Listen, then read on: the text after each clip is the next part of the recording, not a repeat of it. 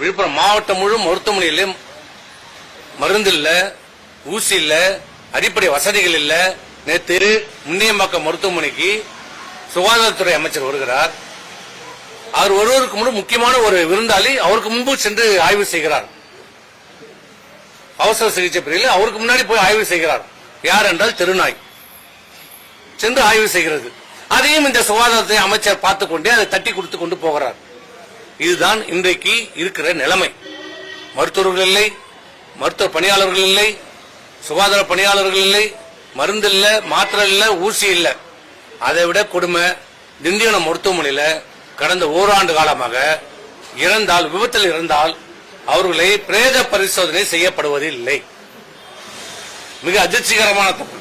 ஏன்னா திண்டிவனம் நகரம் என்பது ஒரு முக்கியமான நகரம், அனைத்து பகுதியிலும் இணைக்கிற ஒரு நகரம், அடிக்கடி விபத்து நிறைந்த ஒரு பகுதி என்று போலீசாரால் குறிப்பிடப்பட்ட இடம் திண்டிவனம் நகரம். அடிக்கடி விபத்து ஏற்படுகிற நகரம், டிராமா சென்டர் இருக்கிற இடம் இங்க. ஆனால் விபத்தில் பாதிக்கப்பட்டு இறந்தால் அவர்கள் உடனடியாக பரிசோதனை செய்வதற்கு இங்கே பரிசோதனை கூடம் இல்லை, பரிசோதனை பிரேத பரிசோதனை செய்வதற்கு மருத்துவர்கள் இல்லை, மருத்துவ உதவியாளர்கள் இல்லை. எங்கே செல்கிறது என்றால் முண்டியம்பாக்கத்திற்கு அனுப்புகிறார்கள், இல்லை செஞ்சியிலிருந்து கூப்பிடுகிறார்கள்.